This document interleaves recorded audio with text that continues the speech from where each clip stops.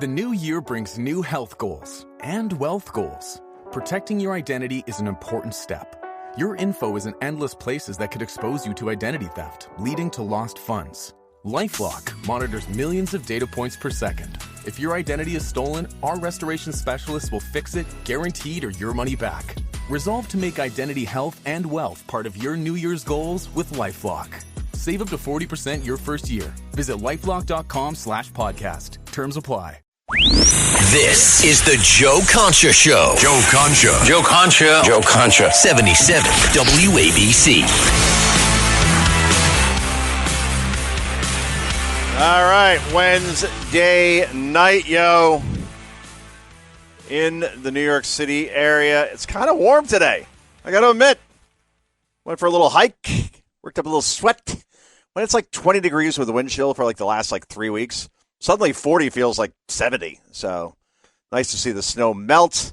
Yet it's early January. We got a long way to go here, kids. And it could be worse. You could be living in Minneapolis, where today, probably all saw the video by now. I mean, here you have a woman who was stopped by ICE agents. They were doing a sweep of Minneapolis, one of the biggest sweeps that ICE has done so far in Trump 2.0. And a woman here, this is what I will never get. If somebody pulls you over, you cooperate times 10. Police ask you for something, you're respectful, you give them whatever they need, and you don't do anything in terms of sudden movements or, I don't know, start driving a car at one of them. And that's what happened today in Minneapolis. A woman gets pulled over, and an ICE agent approaches her from her left, obviously on the driver's side. Another agent is in front of the vehicle. Go watch the video. There's several angles, but there's one angle that is pretty definitive on this one. And she decides that, nope, I'm not sticking around here anymore, and decides to floor it right towards this ICE agent. And what happens? Well, if you had a large SUV coming at you, and you don't know who this person is, and meanwhile, you're trying to find the worst of the worst in terms of people who have entered this country illegally, who are violent criminals, what would you do if you're a federal law enforcement officer in an SUV that was in front of you and was stopped, suddenly is accelerating, and is coming right at you? What do you do? What do? You fire at the vehicle to save yourself. It's not like I watch the commentary and listen to it on social media and on places like MSNBC and CNN as if you have 40 seconds to determine what's going on. We're talking split second. Car is stopped. Car accelerates. You're in front of the car.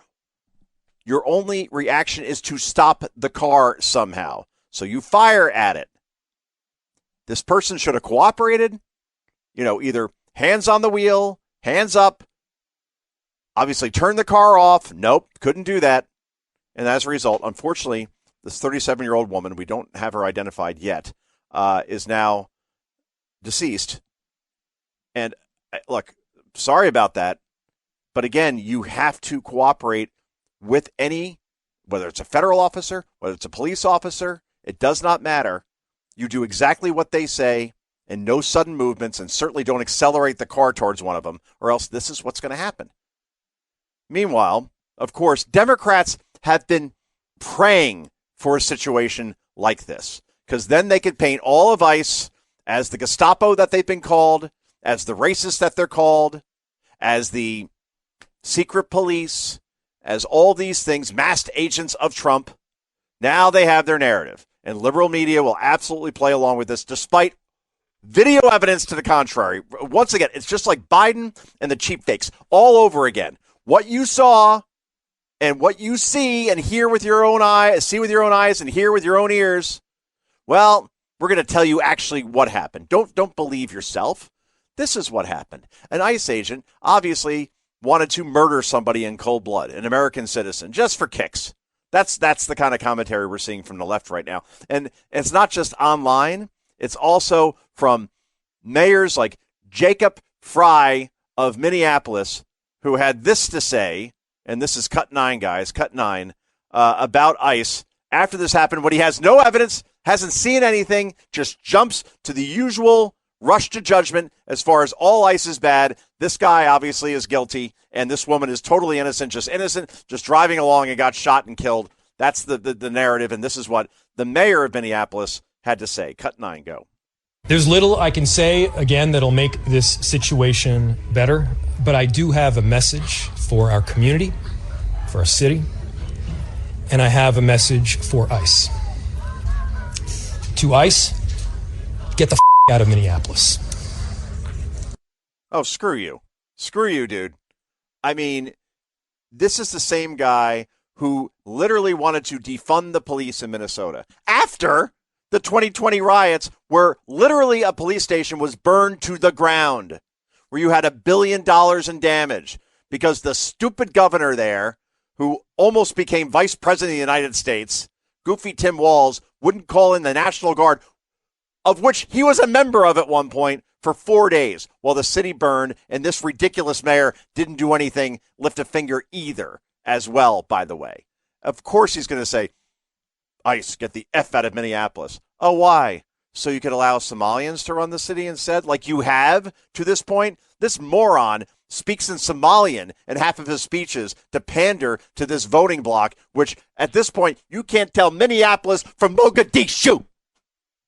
And this guy, again, this is how it's going to work now. ICE is going to be painted to be all bad guys instead of federal agents doing their job and actually making the lives of these mayors and governors in blue states a hell of a lot easier by cleaning up the mess. There's a reason why the murder rate fell in 2025 at a more precipitous rate than any time in U.S. history. Because finally, we have the National Guard in Washington, D.C., and places like New Orleans, which is completely cleaned up. I was in New Orleans 2 years ago for a speech, and I remember walking around in broad daylight. My hotel, it was a Four Seasons, I believe. All right, look, I am not a pretentious guy. I'm not a diva. It's where they put me up. Fine. You can put me in a Hotel 6, Red Roof Inn. I don't care. You give me a bed, a TV, and I'm very, very happy. All right? But they put me up there. It was right next to Bourbon Street in the French Quarter. I'd never been there before. And I remember in broad daylight, not in the French Quarter so much, but in the city, in the streets surrounding it, main streets, I did not feel safe. I was looking over my shoulder every 5 seconds. It just felt like there were so many homeless and so many like zombie drug-addled people just walking around. You just didn't feel like you were in this great celebratory city. Once you got into the French Quarter and it's more touristy, there's a lot more people around, different feel, I admit it. It's not like I went to a bad part of town. I literally made a right instead of a left out of the Four Seasons, and I suddenly felt like this place is not safe at all. It's one of the reasons why I believe New Orleans, when you look at per capita, had the highest murder rate of any city in the country. Yeah. And then the National Guard went in because they have a red governor there, thankfully, and he welcomed them with open arms. And now crime in New Orleans has dropped so fast because, again, it's just a show of force. It's like the surge that we had during the Iraq War where, okay, more troops, less attacks. Finally, Bush got it 5 years in. The point is that when you have federal law enforcement, whether it be National Guard, whether it be ICE, you cooperate with these people. Trust me, they're going to make your cities cleaner and better. But so many people from Mamdani here in New York to Frey, or however pronounce his name, over in Minneapolis. Seattle also has a socialist governor. Brandon Johnson, Chicago. It comes down to socialism in deep blue cities and red everywhere else. That's basically where this country is going at this point. It's unbelievable. Meanwhile, here is a California Democrat, as far as the Minnesota fraud going on. Again, billions of dollars. The evidence is overwhelming, all right? This is like beyond like OJ evidence overwhelming going on in Minneapolis in terms of the fraud that has existed. We see it on video. Literally, you have learning centers that are spelled without the N, Learing, learning centers in Minneapolis run by Somalians where a journalist named Nick Shirley, a 23-year-old kid in a hoodie who has a YouTube channel, shows up with a camera and suddenly finds that, wow, all these child care centers don't have, children in them. Yeah, that's a problem. Or all these autism centers actually don't exist. And all it took was one kid and a camera who had some curiosity and some determination, outflanking every major news organization in the country. One guy against news organizations that have literally hundreds, thousands of resources, but didn't want to cover the story because there is a Democratic governor running Minnesota and a mayor of Minneapolis who is a socialist, so we don't want to make them look bad, do you? Let's put it this way. If this kind of fraud happened in Florida, what do you think the media coverage would look like if a Ron DeSantis was at the head of this? Just, throwing that out there. Or a Greg Abbott in Texas. Or a Kemp in Georgia. Or a Youngkin in Virginia. Please. You would have to add an hour to 24/7 news coverage. It'd have to be like 25/7. That's how overwhelming it would be. Anyway, here is cut 10. And this is another Democrat talking about Somalian fraud in Minnesota, and this is the conclusion that this numbnuts comes to. Cut 10, go. I have concerns about this hearing, as well as recent actions taken by the Trump administration. Yeah. And it's hard for me not to look at this hearing and the context in which it's taking place, right, and not see this as a partisan and racist hearing. Racist? I'm sorry.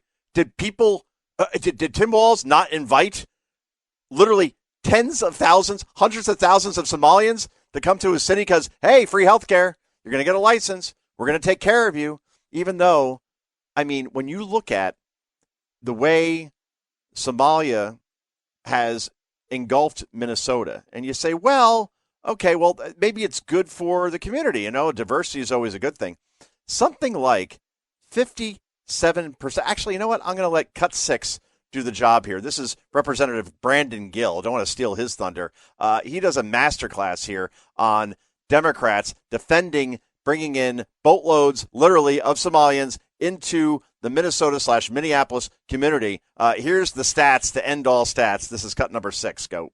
Large-scale Somali immigration make Minnesota stronger or weaker? Certainly stronger.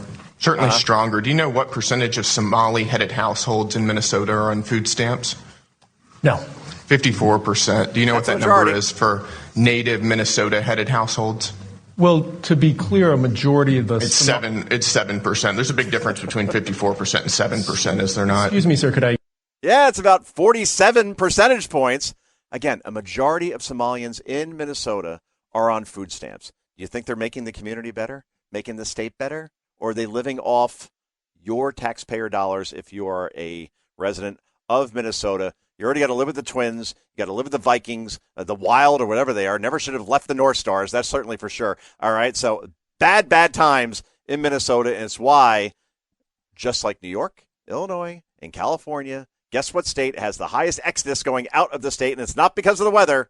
It's Minnesota going to places like Florida, red state, Tennessee, red state, Texas, red state, even Idaho, red state. That's where they're moving to at this point because that's how poorly that state is run. No question about it. Anyway, yesterday, by the way, I'm going to turn gears here for a moment, turn topics as we go to break very, very soon. But yesterday was the Super Bowl. No, not the NFL Super Bowl. That's not until, I believe, February 7th. And your prediction here, by the way, from a guy who knows sports, believe me, your Super Bowl, as much as it pains me to say it, because it's so horrible to think about, it's going to be the Houston Texans with those horrible uniforms they have now. They wear black, purple, and pink. Yeah, those are football colors, no question about it. They will represent the AFC. And the NFC will be most likely the Seattle Seahawks. So the Seahawks will also have horrific uniforms, and the Texans will be your Super Bowl. I'm sorry. I know maybe some of you just watch it for the halftime show and for the commercials, but I can't stomach that. Sam Darnold versus C.J. Stroud. I'm sorry. I just can't get there. I'm praying for something more like Bears, Patriots, a little rematch from 1985, 40 years later. That would be nice, right? Or Bears, Bills. My daughter's a Bills fan. I'm a huge Bears fan. And I'll probably have to move to New Zealand for a week because she's 12 but will beat me up. That's what she does. Whenever I have a disagreement, she just punches me in the arm. I have bruises. You have no idea. Anyway, I'm joking, of course. But let's hear, by the way, about the real Super Bowl for Democrats, which was, of course, January 6th. Boy, they love January 6th. Oh, you could play all the B-roll on a loop of the riot that got out of control and talk about how democracy was under attack. And in AOC's case, she thought she was going to be raped and killed on January 6th. I mean, that's horrible. Oh, that's right. She wasn't even at the Capitol on January 6th. What the hell are you talking about? This is cut 4, number go. I didn't think that I was just going to be killed, I thought other things were going to happen to me as well. Listen to that So music. what sounds like what you're telling me right now is that you didn't only think that you were going to die, you thought you were going to be raped. Yeah. I thought I was. Oh! And that's, of course, from Being AOC, a CNN documentary. So you got to love the music that they added, because that's not dramatic effect or anything. Again, she wasn't even near the Capitol on January 6th. AOC was not. But who's better at playing the victim than that gal? Sandy Cortez, as my old friend Tucker Carlson used to call her. Anyway, this is Joe Concha. This is the creatively named Joe Concha Show. Back with more, including the great Annie Frey. Who's Annie Frey? You're going to want to stick around in just a moment. This is the Joe Concha Show, 77 WABC. This is the Joe Concha Show. Joe Concha. Joe Concha. Joe Concha. 77 WABC. If it's Wednesday, it must be Annie Frey Day. That's right, Annie. You own the most nondescript day of the week on this show. Congratulations and greetings from New Jersey, New York, Connecticut, the New York tri-state area, to parts Midwest. Are you in Illinois right now or Missouri? Yes, I am in the People's Republic of Illinois. I work in a free state in St. Louis, but I can see Illinois from our studio. So, yeah, we have a very blue state, red state thing going here with the St. Louis market, where the radio station, 97.1 FM Talk, I'm on. But, boy, we really have a nice comparison of, you want to run things this way or that way? You can really tell when it comes to Missouri and Illinois. Wow, it's 97.1 FM Talk. Radio host Annie Frey is with us. That is from 12 to 3 Central Time, of course. And you can listen to this anywhere. You can listen to any radio station now. You don't have to be in the area to do it. Right? It's pretty simple with the World Wide Web. But let me ask you this. If you are hosting a show that serves St. Louis, why not just live in Missouri and all the benefits that come with living in a red state, or families there, kids are there, you can't uproot them at this point like I can't in New Jersey? I'm on in New York City, right? Is that what we're talking about right here? Something the people like that. living in the blue? I mean, there's not many places that Illinois residents can look and see a bluer landscape. And you are not the first person to ask me that question. And I bet there's a lot of people listening right now who understand that home is not just a street address. It's not just a building. I am so fortunate in Illinois, which is my home state, Southern Illinois. So folks, if you're in upstate New York, you might feel a little bit different about what New York politics mean to upstate New York or elsewhere outside of the big city. But I have 4 kids, and my 4 kids live within 10 minutes of all 4 of their grandparents. And that's priceless. That's something that J.B. Pritzker can't even take away from me. And so I will continue to fight like hell for some common sense to come back to Illinois, which might seem like a hopeless endeavor, but it's worth it for me. And I do appreciate the opportunity to see that, states like Missouri, or even let's talk about Minnesota just for a hot second here. I'm really looking forward to Minnesota, the exposure of the fraud taking place there. When we start digging into other states like Illinois, like California, I mean, take your pick, I think we're looking at a bellwether here that this is maybe the number one way that a blue state might consider an alternative for once in a long time to say, we're not doing that anymore. Let's see what the other people have. Wow, what a great point. We're talking to Annie Frey, radio host extraordinaire out of the Missouri-Illinois area, Southern Illinois area. I'm looking at a map, actually, of Illinois right now from the 2024 election. Boy, Illinois is red, except for that one big blue pocket right near the Lake Michigan. I believe that's called Chicago. Without Chicago, Illinois is a red state. I think people don't really realize this, and I'm really trying to hammer it into, the Lincoln Day County dinners that I go talk at and the people that I meet who really, really want to restore some common sense. I did an interview today, I think it was with Congresswoman Mary Miller, who's here in the Illinois 15th District, and she said that Donald Trump got 200,000 more votes than J.B. Pritzker got in his last election. Oh, wow. The votes are here. If the statewide election goes, if we get like 23%, 24% of Cook County to vote red, the Republican wins the statewide. That's how blue Chicago is, but how realistic it really is if you hone your message, if we run good candidates, and if you have something strong to vote against, like the fraud that's being exposed right now all over the place. We got a statewide election. J.B. Pritzker, Mr. No Kings, is running for his 3rd term right now with all of his gold doubloons. And I think, maybe this year maybe there's a chance that if we run the right candidate, we can get something back, some common sense back in Illinois. So you're saying there's a chance. Yeah, Ralph Cramden there running Illinois. I go back and forth between Fred Flintstone and Jackie Gleason as far as Pritzker, but I think he wants to be president one day, and that just ain't going to happen. And we're talking to Annie Frey. You are so right about Minnesota that sometimes it takes something really, really bad to happen, and not bad like natural disaster or anything like that, but the disaster that is this fraud that could be anywhere from, we know it's $9 billion, but it's probably going to end up being like $20 billion. For a state like Minnesota, like this isn't the federal government. $20 billion is like quadruple the entire state budget and what they have to spend. So the fact that Tim Walz was, basically overseeing this state, the way he oversaw his National Guard, the way he oversaw the Tiananmen Square massacre when he said he was in Hong Kong when he was actually in Nebraska, the way he oversaw his football team where he doesn't even know what a pick six is. I could go on and on, but Tim Walz is an absolute disaster. But you're right. Minnesota holds the record right now.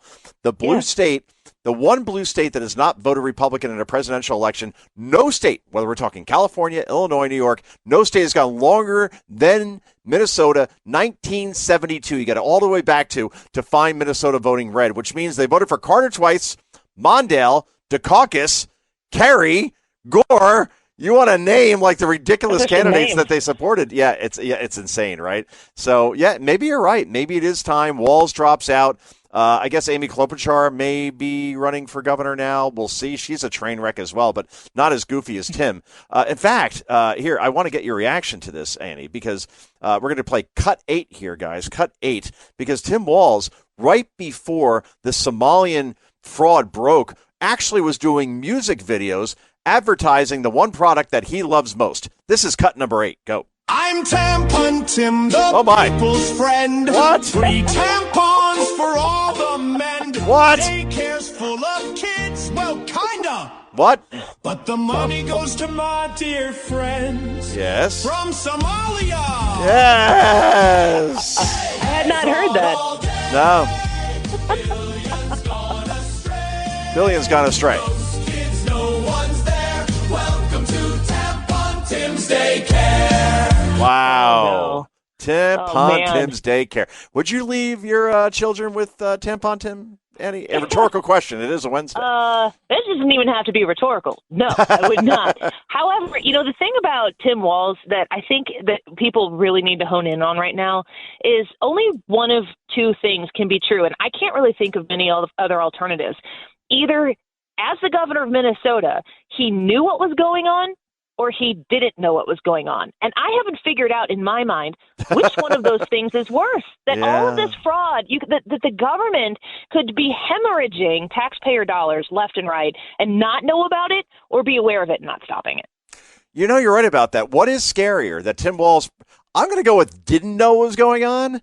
I just think he is that detached from actually doing his job. He's a lot like Newsom, where he's in front of a microphone a lot doing these D-list kind of podcasts or, pops up on CNN or MS, whatever it is now. I guess it is MS now I think about it. And never actually governing. Like Newsom seems to never work. And Walz is a close second. And ever since he somehow got picked to be Kamala's vice presidential number 2. And again, she had one big decision to make during that entire campaign. And her gut, according to, go back and read the story sometime, like in the New York Times, her gut told her that Tim Walz was the better choice over Josh Shapiro at 64% approval in Pennsylvania, and a guy like Mark Kelly, who is a weenie, let's face it. I get he was an astronaut and he served, and congratulations on your service, but boy, I mean, talk about an opportunist.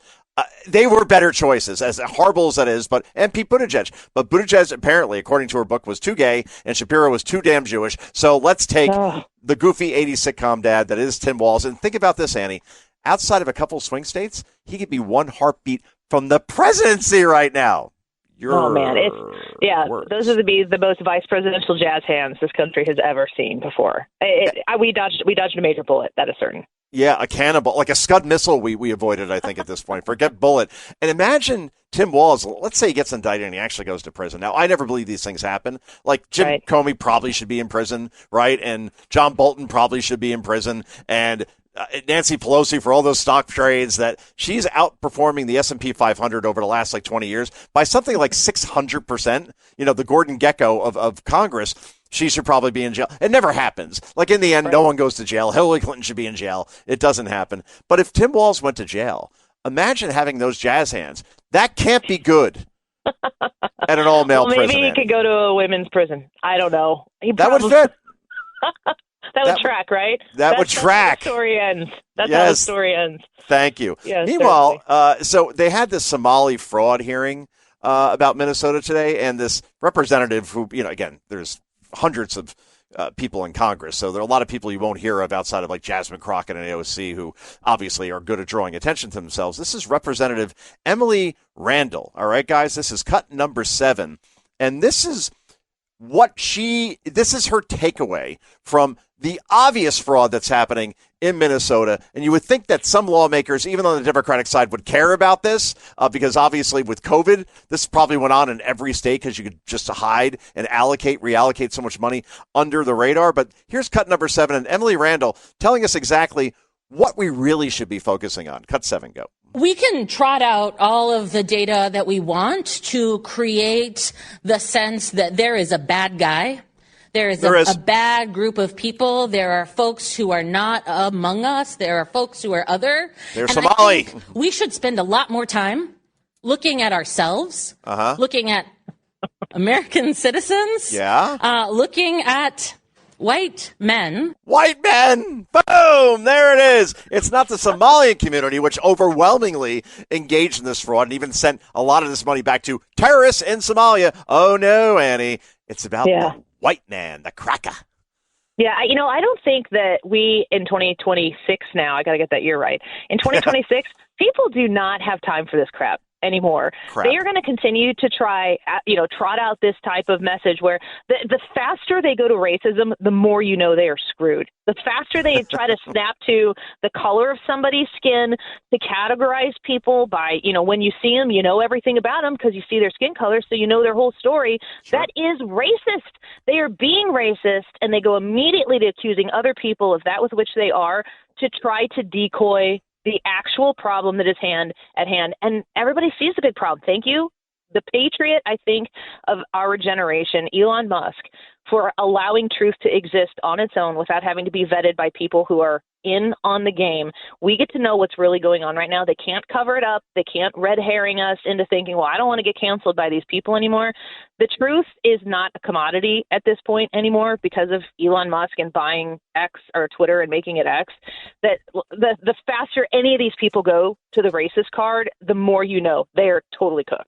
Oh, and you're so right about that, Annie. Even Tim Walz blaming white supremacy for the investigation into Somalian fraud. You can't make this stuff up. Why is it always the white guys? Why is it always the white guy? Like, you're the guy in charge. The first thing you should do is step down and let a person of color or a female take that job. You go first, buddy. That's the thing. Like, if you just say something like that, some people out there will accuse you or I of racism. Actually, it's quite the opposite. All I care about, and I teach my kids this over and over again, is I go full MLK Jr. on them, right? It's about the character. It's not about the color. It doesn't matter how you were born or what you look like or what your skin color is. Are you a good person or are you not? And that is basically it. And I think they get it. And I guess I've done something right on this earth. Anyway, Annie, they're telling me we got to go. But thanks so much for joining us. Get to your son's basketball game by all means. What position does he play? We'll leave it on a happy note. Power forward. We'll put it there. Power forward. Oh, like a Charles Barkley, but different. Okay. That works. His name's Charlie, too, so that's Is it really? See, Sir Charlie. I love it. All right, Annie, get to your game. I really appreciate it. We'll have you back on the show real soon. Thank you. Thanks, Joe. All right, the great Annie Frey, everybody, out of Southern Illinois. I guess they're really close together. I got to look at my map sometime, but I would imagine that is the case. Anyway, this is Joe Concha. This is the appropriately named Joe Concha Show. Back with more in just a moment. This is the Joe Concha Show, 77 WABC. It's the Joe Concha Show. Joe Concha. Joe Concha. Joe Concha. 77 WABC. Welcome back, everybody. So I mentioned before that we did not have an ID on the woman that was shot and killed in Minneapolis. Again, just to go through everything. She was stopped by ICE agents. She then decided to not cooperate. She accelerated her vehicle. There was an ICE agent in front of the vehicle. He opened fire in self-defense. Watch the video. All right, I'm just trying to give you the most objective, accurate portrayal of what happened, right? Just take any skin in the game you may have in this. Just watch the video. And if you were in that situation and somebody decided to floor it away from a fellow agent that was on her left side, and then you're in front of the car and the car is coming at you, you don't have a choice in that split second. All right? This isn't 30 seconds and let me think about what I got to do. In that situation, you see a car coming at you. It could be a hostile car. You don't know who's in that car. All you know is that you're doing a sweep of violent criminals in Minneapolis. You don't know what the intentions are. You do what you got to do to protect yourself. Her name is Renee Nicole Good, 37 years old. She was an activist, obviously a big trans supporter. Again, the woman is dead. I'm not going to go off too much on a political thing here, but clearly she was there as, an activist. And I guess, when you hear that ICE from your sitting governor in Minnesota, that ICE over and over again is the Gestapo, and you should not cooperate with them in any way, shape, or form, eventually some people will take that to heart, and that's exactly what happened. She did not cooperate when she should have just simply stopped the car, put her hands on the wheel, and followed any instructions that ICE was giving her. And then I'm sure they would have said, be on your way, and that would have been the end of it. And I'll just leave it there. Anyway, so a couple things to unpack here as far as what we've seen this week from liberals, it's every day. It's just, here's the way it's working right now as far as Trump is concerned when it pertains to Venezuela. All right? Trump does something. He is a man of action. We've been hearing since the first Trump administration, even before that going back to Obama, that Nicolas Maduro is a very bad man, that he is a narco-terrorist. So President Trump put a $15 million bounty on him during his first term. Joe Biden or the Autopen, Susan Rice, Ron Klain, whoever is running the country, then upped that bounty to $25 million. But it was, there was no meat on that bone. We'll put it that way. It was all foam and no beer. They offered $25 million, but they didn't want to do anything about it. They just wanted to. It's all about platitudes, right? Okay, well, that's a bad man. $25 million, and then you just say, all right, we tried. We put it out there. $25 mil. Trump ups it to $50 million, 50. But then, after hearing for all these years that Maduro absolutely needs to go, absolutely needs to be extradited back to the United States for trial, Trump does something, and when he does something, the Democrats are saying, why'd you do something? And here's what I mean. This is Chuck Schumer here, okay? Chuck Schumer, the Senate minority leader, former Senate majority leader, has been in Congress since 1776. That's Chuck Schumer. Here he is in 2020 talking about Maduro and going off on Trump for not doing anything about him. This is cut 11. Go. And the president brags about his Venezuela policy? Give us a break. He hasn't brought an end to the Maduro regime. The Maduro regime is more powerful today and more entrenched today than it was when the president began. Wow. Well, 2026 Chuck Schumer should talk to 2020 Chuck Schumer because now he's going off on saying that Trump, after I begged him to do something about Maduro, really, I'm going to do everything I can now to stop him from doing anything else in Venezuela or something. This is cut number 12. Go. So what can the Congress do about it is the next question. Well, the next question is very simple, and that is that we have the War Powers Act. That's a privilege resolution, which means the Republicans can't block it. Tim Kaine and I and Rand Paul are sponsors of it. It's going to come to the floor this week. And if it is voted for, if it's voted positively in both houses, then the president can't do another thing in Venezuela. All right. So do something about Maduro. Trump does something. We're going to make sure he doesn't do anything else in Venezuela.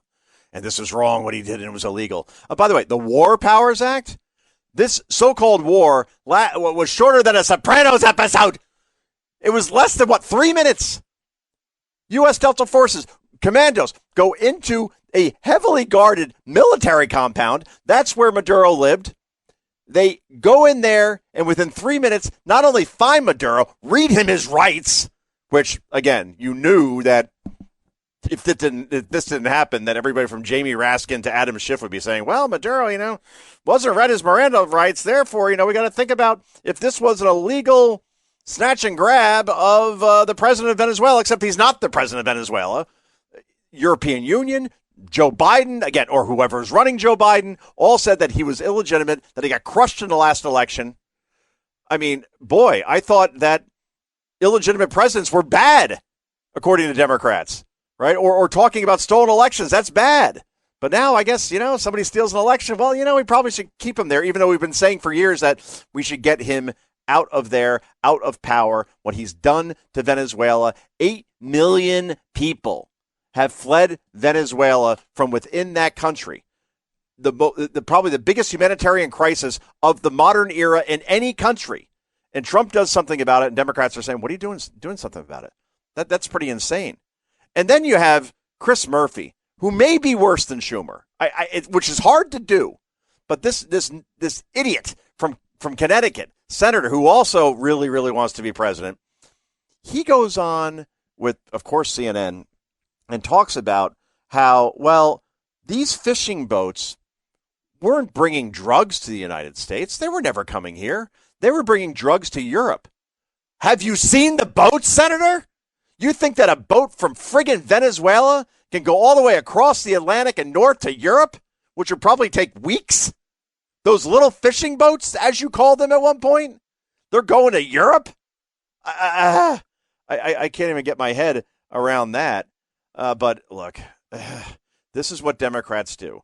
Trump does something, and instead of just, taking a pitch, to use a baseball parlance, all right, perfect strike, good pitch, we're going to move on to the next pitch, we're going to move on to the next batter, whatever. They can't just say, like after 9/11, when George W. Bush got universal praise for his reaction to it, and the way everybody rallied around the flag, the way Yankee Stadium cheered George W. Bush, deep blue, Bronx, Bush goes up to the mound, Game 3 goes to the rubber, mind you, warmed up, thankfully, down below in the bowels of Yankee Stadium. Jeter told him, do not throw from the front of the mound, you're going to get booed, throw from the rubber. Thankfully, Bush owned a baseball team at one point, the Texas Rangers, throws a perfect strike, and the roar from the crowd really, to this day, will give you chills, where everybody came together and says, as one, we are not red or blue, we are red, white, and blue, we are one country. And that was a great moment, and it was the height of George W. Bush's presidency, if not the bullhorn that he had down at 9/11, where he said, I can hear you, we all can hear you, and the people who did this are going to hear from all of us soon. That was a great moment as well. That was the peak as far as the Bush presidency.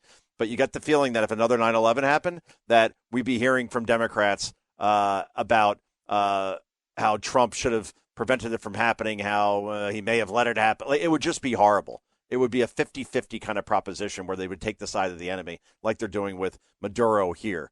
And here's the thing. Stephen A. Smith may run for president on the Democrat side. And the guy makes a lot of comments, says, I get he's a sports commentator, and he gets a lot of things wrong in that regard. That I do know.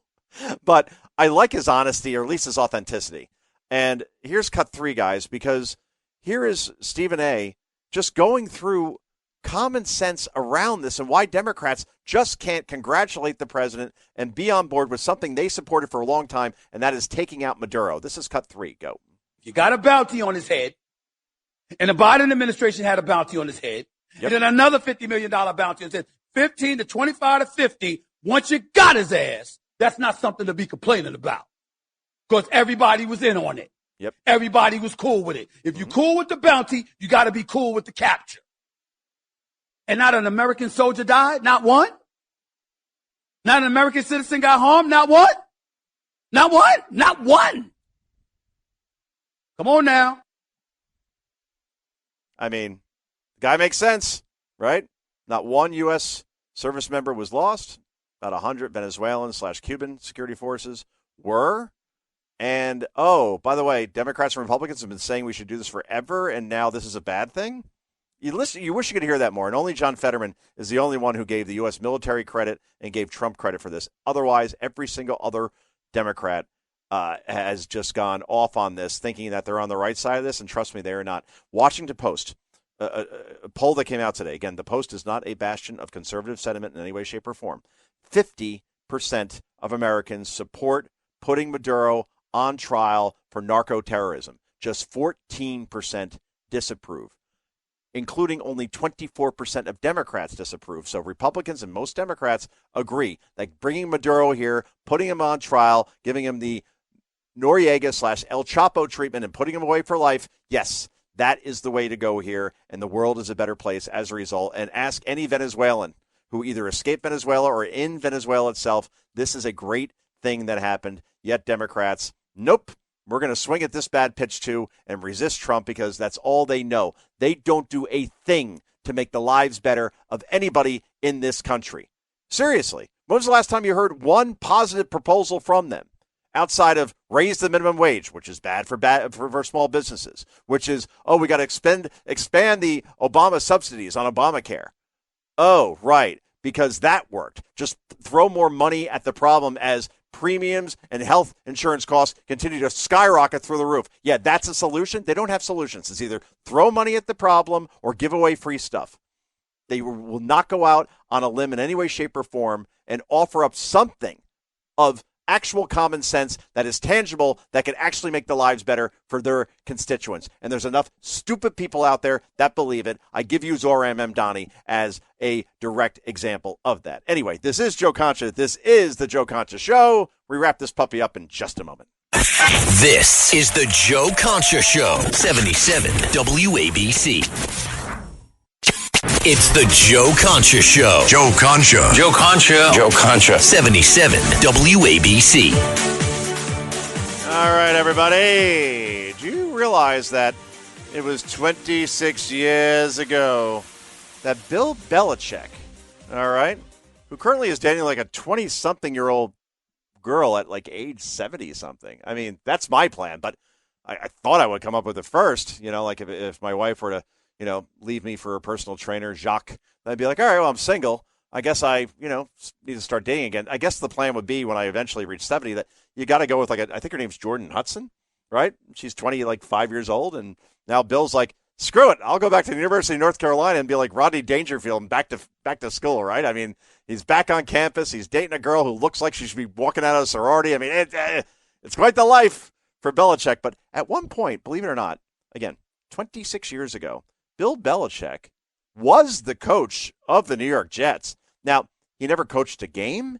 He never coached even a practice or attended a draft or anything. He lasted about, the time it takes to order a Domino's pizza. But, 30 minutes or less it was about. Here, anyway, is Cut 5, just to look back on just how wretched the Jets' history has been since Joe Namath beat the Baltimore Colts, 18-point favorites, in Miami, guaranteed victory while sitting topless by a pool. I mean, only Joe Willie can do it that way. But since then, it's been almost completely downhill. And Bill Belichick, who went on to win 6 Super Bowls with the Patriots not long after this, at one point, the Jets could have had him, and who knows what their future would have been. This is cut number 5. Go. Due to various uncertainties surrounding my position as it relates to the team's new ownership, I've decided to resign as the head coach of the New York Jets. So, I mean, he was never actually coach. He just decided that, all right, after a day that I can't go to this place. All right, this is a 7th circle of hell or 8th or how many circles there are. And Belichick ended up going to the Patriots, and we know what happened from there. Things not going so well at the University of North Carolina, Chapel Hill right now, but I have a feeling he'll turn things around. He is considered perhaps the greatest coach of all time. I still have, Lombardi and Landry up there and Walsh in that regard and Parcells. But if you just look at the numbers, 6 Super Bowls, well, no other coach has done that. But, yes, the Jets did have him for about 5 minutes 26 years ago. And now, John Harbaugh, brother Jim, the coach of the Baltimore Ravens for 18 years. They make the playoffs nearly every single year. They were like the Devils when I was like at peak Devil fandom in my teens and my 20s, and even into my 30s, quite frankly. The Devils made the playoffs seemingly every year. They were in 5 Stanley Cup finals. They won 3, went to a Game 7 in a 4th, a Game 6 and a 5th. So, always the Devils were entertaining in terms of success, playoffs. Lou Lamoriello, the GM, not the nicest person in the world, but boy, he could run a team well. That's how it was for me. And that's kind of how it's been for Ravens fans ever since the Ravens destroyed the Giants back in 2001 in that Super Bowl. It was a weird score, 34-7, I want to say. There were 2 kick returns for touchdowns, which is kind of odd. But anyway, they've won 2 Super Bowls. They're always competitive. But for whatever reason, the Ravens decided, because the Ravens kicker missed a 44-yard field goal against the Steelers on the season's final play. Steelers win the division. Ravens go home, and I guess that's reason enough to fire Harbaugh. What if the kicker made the kick? Then, okay, I guess he did his job. How can he control that? So anyway, Harbaugh's available, and clearly, easily the most sought-after coach right now, given the track record I just described. And the Giants have an opening. Just saying, maybe it's time to open up the wallet there, Mr. Tisch, and see what you could do here, Mr. Mara, for that matter. And let's see if you could get a coach in here instead of the revolving door that you've had over the last couple of years. Basically, no stability whatsoever since Tom Coughlin, who won 2 Super Bowls here. So, yeah, go out and get John Harbaugh and spend whatever you have to do it. Or if you're the Jets, no one's going to really be upset if you fire Aaron Glenn and hire John Harbaugh. So, Jets and Giants, you know what you need to do. Anyway, here's what Democrats need to know as far as what they need to do. Here's CNN, all right, Harry Enton, who puts on a bit of a show when he does his polling, but at least they present polls that are bad for both parties or good for both parties. They're just numbers. You can't spin them. They're like baseball scores. And here's Enton talking about how low Democrats have sunk in terms of the way they're viewed by the American public. This is cut number 1. Go. How are voters feeling about Democrats right now? Yeah, I mean, Democrats in the minds of the American public are lower than the Dead Sea. What are we talking about here? Well, let's take a look. The net approval rating for Democrats in Congress, you said it, Kate Baldwin, the lowest ever. Look at this. Overall, they are 55 points underwater. Their approval rating is south of 20%. It's even worse when you look at independents. Look at this. Negative 61 points. That means that their approval rating is 61 points lower than their disapproval rating. Quinnipiac has been polling this question for the better part of the 21st century. They have never found Democrats, at least those in Congress, in worse shape than they are right now. Wow. Americans view Democrats lower than the Dead Sea. So whenever I hear about a blue wave, no, that brand is toxic at this point. The question is, can Republicans stop pussyfooting around? I think that's a legal term I could use here. The FCC shouldn't mind. But seriously, stop letting them control the narrative, because the blue team is owning this whole, we're going to make things affordable again. The same blue team that during the Biden years voted for the Inflation Reduction Act, which did nothing to reduce inflation. They have no solutions. They don't know anything about affordability. And yet we saw it in New Jersey with Mikey Sherrill or Spanberger down in Virginia. They took that issue and ran with it. And the people running against them, instead of going on offense saying, hey, wait, didn't you both vote for that ridiculous bill that didn't solve the problem?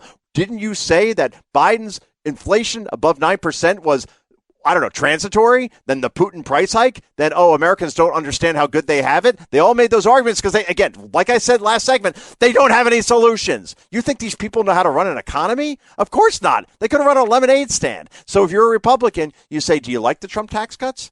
I'm sure you do. I'm sure you like all those refunds that you got. I'm sure if you work in the service industry, you really, really like no taxes on tips. No question. Go on offense. You will win the game and hold the House. But the question is, can Republicans outside of Trump do that? Anyway, this is Joe Concha. This has been the Joe Concha Show. We're back again tomorrow night at 9 p.m. Eastern Time, yo. In the meantime, 2 words. Bye-bye.